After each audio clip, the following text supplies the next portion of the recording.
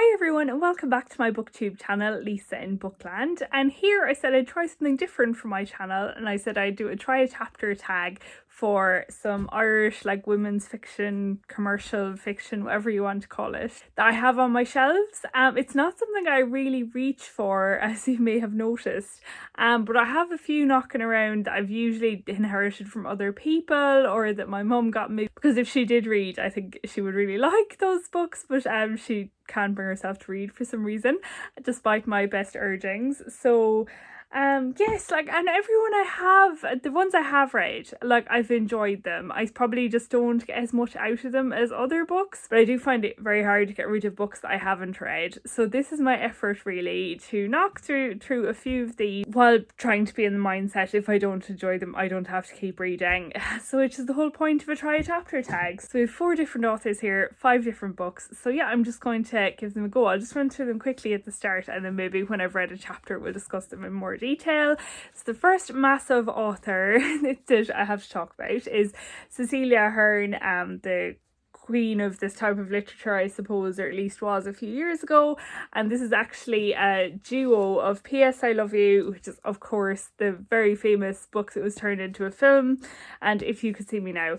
I think actually I read P.S. I Love You years ago and I wasn't that impressed with it, but it's so famous I think I'm going to give it a second chance. Funnily enough, a girl I went to college with, she really liked Cecilia Ahern, and it must have been around that time I read P.S. I Love You, and she said that she actually thought that was her worst book, so that's why I'm going to give the other one a try as well, If You Could See Me Now, which I think may be the sequel. No, there's no names in common, probably not the sequel. Cecilia Ahern is actually Bertie Ahern's daughter, fun fact, the former Irish Taoiseach, who isn't very popular sometimes, but I'm sure has no impact on her writing. So then the second author that I'm going to talk about is Cathy Kelly, Past Secrets.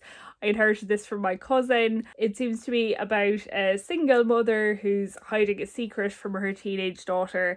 And Cathy Kelly, I've never read a book of hers. The only time I've come across her is she was on Dancing with the Stars and she got knocked out really early. I was so sad because I've never remembered another author on Dancing with the Stars, so it was great just to see that representation. But yeah, she was knocked out, unfortunately. Dancing with the Stars is like the Irish knockoff of Strictly Come Dancing, which I really enjoy. Claudia, Carrol, this is a book I got for Christmas ages ago. I think I may even have read it, but I want to read it again before I decide whether I want to keep it or not. If this is Paradise, I want my money back. The thing I most know Claudia Carrol for is she was an actor on Fair City, where she was Paul's first wife, second wife, one of his wives, which also quite embarrassingly I actually do watch Fair City. So yeah, she's been out of it for a good while now. She's mostly an author.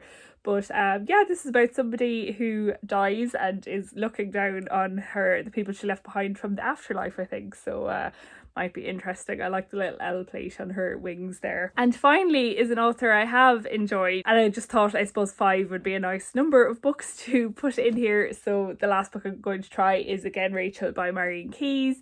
My experience with Marian Keyes recently, I read Rachel's Holiday, my only Marian Keyes, and I really liked it. So to be honest, this one probably does have a bit of an unfair advantage, but maybe it's no harm to have a benchmark in there, so we'll see. Maybe I'll start with one of the ones I've read before. I don't think I'll read the 2 Cecilia Aherns in a row, so maybe I'll start with P.S. I Love You. Apparently I got this on the 4th of April 2009, so a while ago. Oh, I kind of you kind of know the premise of this. It's about a lady whose husband dies when he's very young. It is kind of sad, it famously a tearjerker, I suppose. They thought the migraine was due to stress or tiredness and agreed that at the very worst he might need glasses. Jerry had been upset that he might need glasses. He needn't have worried, seeing as it turned out his eyes weren't the problem, it was the tumour growing inside his brain.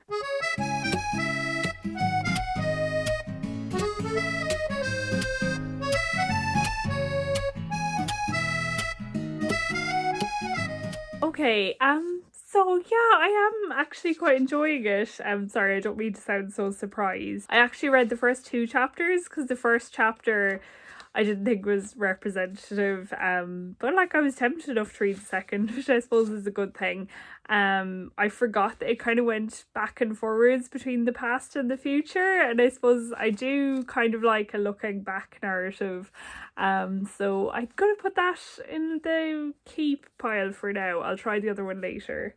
So next I think I'll try the Claudia Carrol. Oh, I forgot, she's not actually dead. Charlotte Gray, I love that name, is hovering between life and death, but the weird thing is it's taken a coma for her to finally open her eyes and see things clearly. And that she's like made a mess of her life, and she's not too impressed with the afterlife after she gets to peak with it because she can't see any famous people, so we'll give it a go. In relationships, there are two types of women: the ones who bail at the first sign of trouble, and the ones who stick with it, if only just to see exactly how bumpy the road ahead will get. I belong to the second kind. Interesting.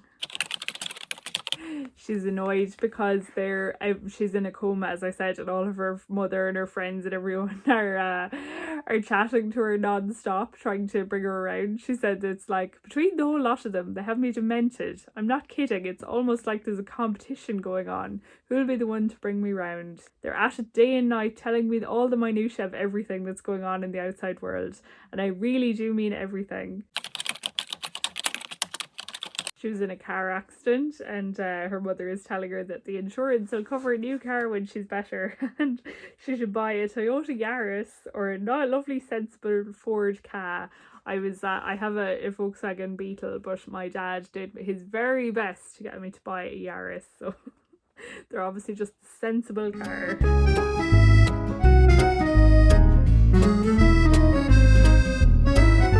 Do you know what? I've actually started reading the first chapter of the first two books, and I have actually changed my mind. I don't know, first chapter, there's too much to the story just getting set up, and I suppose it's like best foot forward. So I'm going to do something very odd, and I'm going to read chapter 5 of each of the books, because I think it's not far enough in that you'll get spoilers, but you'll be more of an idea of what the book is actually going to be like. So I'm going to start again with chapter 5. So rather than try, I think the tag is called try a chapter. Nobody called it try the first chapter, so break all the rules. Go on. P.S. I Love You, attempt 2, chapter 5.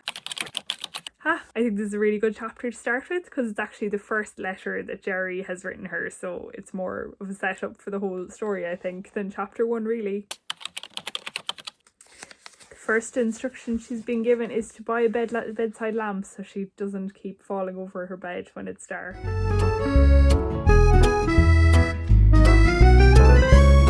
See, isn't it funny already? I enjoyed that chapter less. I don't know. Is it bad to say it's a bit dramatic for me? Like, I mean, that's a horrible thing to say. I don't know.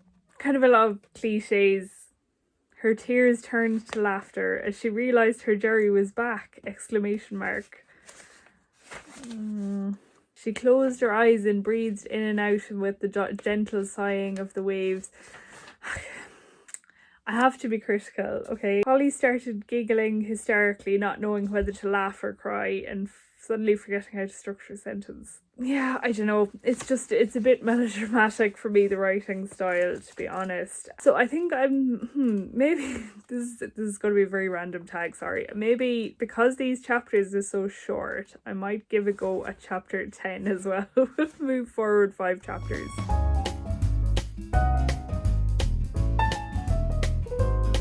No, I think that made up my mind for me. So she's got a visit from her brother, Richard, who's very clearly neurodivergent. I don't know, he's married with kids, but the way he's talking, I suppose it is coded as mean, but maybe it's like, maybe he's just supposed to be kind of ignorant, but I don't know, it really reads like he is neurodivergent. It was written in 2007. Yeah, I don't know. I guess it's just a little bit dated, and I don't really feel the need to read more, so I think it's going to be a no for P.S. I Love You. The other book in the bush was also apparently written in 2007, so go Cecilia for that, but I'll have a go at that later, but I'm a feeling that I'm going to be letting go of this omnibus. So same then with If This Is Paradise, I Want My Money Back. I'll try chapter 5, and Probably not chapter 10 because these chapters are substantially longer. I see. So apparently she follows like different people in her life. So I thought for a second I thought it was told from multiple perspectives, but it's just who she's looking at. So chapter 5, Fiona. I don't know who Fiona is. Fiona is on a dating site called www.maybemorthanfriends.com. Imagine like before apps were thought of. Mad.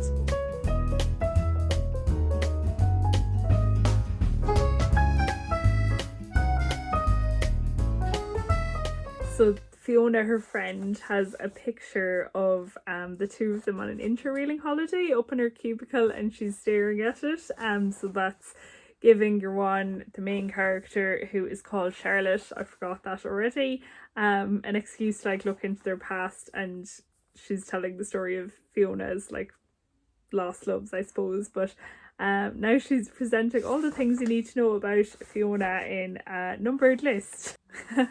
And I have to say I am quite enjoying it. She teaches English and history and gets majorly pissed off whenever people tell her she has a jammy job finished at 4 long holidays, etc. The actual classroom stuff, she reckons, is the dawdly part. 50% crowd control and 50% cattle prodding. The real work is when she's to sit down every night and correct pile upon pile of essays. And it's a convent school, so apparently her chances of meeting a man are slim to none. And also a disproportionate amount of the teachers are for some reason called Mary. Took me a while to realise that these days the main relationship in her life was with her computer. I'd say she had far less of an issue with her computer than we have with our phones.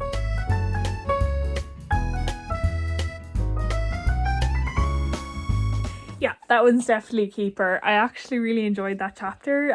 She ends up kind of having a one-sided, the friend ends up having a conversation with her, like not knowing that she's there and able to react, which that was a really fun setup. And yeah, I just way preferred the writing style of this book, so I think I'll be keeping that, albeit I have a good suspicion it would be a reread. I'm intrigued enough to go on.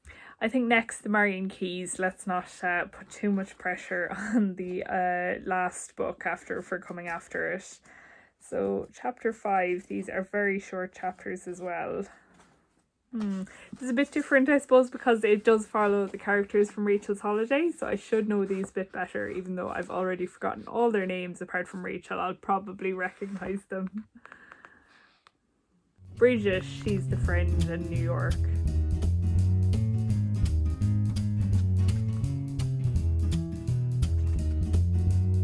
Oh, well, yeah, that was quite nice. Funny as well. Typical Marian Keys. It's obviously a while after the first book, and they're a fertility clinic and just getting checked out, and nothing bad so far. Anyways, yeah, that's a keeper, as I knew it would be. So a bit of a cheat one to put in there, really. So maybe the Cathy Kelly next. This is the one I'd be like most reluctant for the summary, I suppose, just because it's the kind of story that wouldn't really interest me usually at all. So as I said, it's about a hardworking single mother. I have no children, hides a secret from her teenage daughter, Amber, and 30-year-old Maggie hides one from herself. Fiery Amber, I hate when somebody is described as fiery, a pet hate, decides to throw away her future for love, and when Maggie ends up back home looking after her sick mother, secrets begin to bubble over. The street is called Summer Street, yeah, and there's kind of a wise person that can see into everybody's hearts and find their secrets. So I have to say I'm probably going in with a bit of a negative bias to this one, but yeah, we'll see. We'll give it a fair chance. Right, reset. Chapter 5. These are very long chapters. Chapter 5. When was this book published? 2007, 2006. Are these all 2006, 2007? Again, Rachel is more recent, I know. On Summer Street, the sun had shifted in the afternoon sky. Christine Devlin's back garden was bathed in a golden glow that lit up the velvety roses and turned the cream-coloured trellises a glittering white. Not really my thing. Funnily enough, this person must be a teacher because she's supposed to be marking art history essays, and you're one in this was a history and English teacher, so there's a type of profession in these books anyways.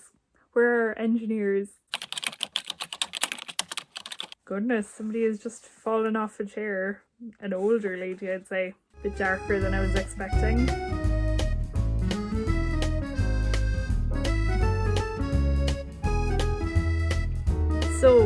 I wasn't enjoying it at all, really. It's one of those things that they move around an awful lot between different characters in the past and the current time, and just a lot of kind of exposition. But then I saw that Maggie left the beach at Salt Hill and got the bus back into the city. Is this set in Galway? If it is, that is going to add a good few extra points on its in its favour.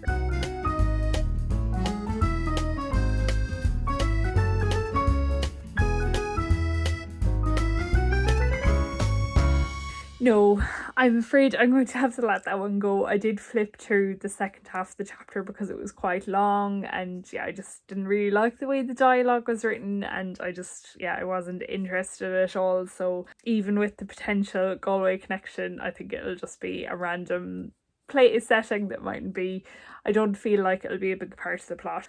So that's a no from me, I think. So the final book I'm going to try then is the second Cecilia Ahern, which is If You Could See Me Now. So I don't really know the premise of this at all, so to read the back of it. Elizabeth Egan is too busy for friends. As the reluctant mother to her sister Saoirse's young son Luke, with her own business to run, every precious moment is made to count. So that is kind of interesting. I assume that Saoirse, I assume that she died, but no, she's just crashing in and out of their lives. Weird. And then somebody called Ivan comes into their lives. Ivan thought he was there to help Luke, not Elizabeth, Luke being the nephew, or himself. Interesting. I do kind of like a story like that sometimes. Another Irish author, Helen Moorhouse, I've read 2 of her books. There is that kind of situation where like a single mother ends up becoming interested in a man who takes the child on as well. I don't know. It's not a trope I hate. And did anybody remember that Vodafone ad with the Getting to Know You song that always like tugged my heartstrings a little bit? So there is actually more hope for this one. That would be weird if I only read one of the books in the omnibus. It looks like it's a small bit shorter than P.S. I Love You as well, which doesn't hurt. I love that in the dedication it looks like most importantly, thanks to Ivan for keeping me company in the office until all hours. Do you think they will ever believe our story? I think Ivan is a character. That's a fun little dedication. The problem is starting in chapter 5.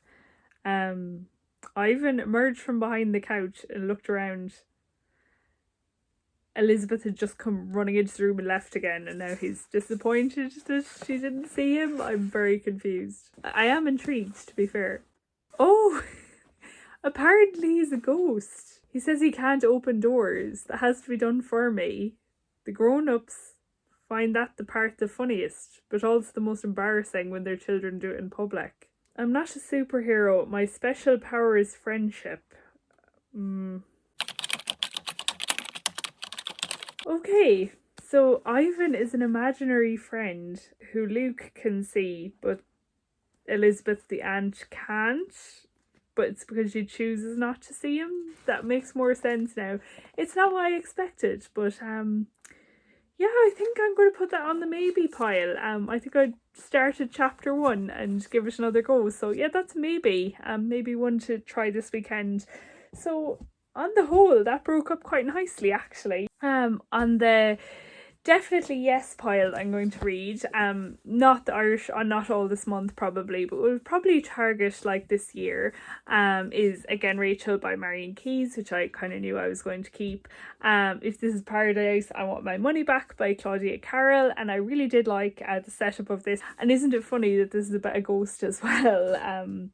So then the one maybe was the If You Could See Me Now, which also featured the ghost. Is that I was not expecting to encounter this many ghosts in this try-chapter tag. And then the Definitely Knows were Alas, P.S. I Love You, but There'll Always Be the Film if I ever do want to revisit that story, and Past Secrets by Cathy Kelly. So I actually think that was quite a success for a Monday evening. I've taken 2 books off my TBR that I probably would have battled my way through without being that interested in them, and narrowed them down a little bit. I actually might read If You Could See Me Now straight away during the week. It might be easy to kind of just take up and put down when I'm working, so yeah, we'll give that a go. and I'll report back hopefully in my reading wrap up how it goes. Thanks for watching this bit of an unusual video, and yeah, maybe I will do more try chapter tags with books that I'm kind of on the fence about. I do have a good few thrillers on my shelf from long ago, so it might be a good way to cut down on those as well. So yeah, thanks for listening, thanks for watching, and I'll see you next Thursday for my next video.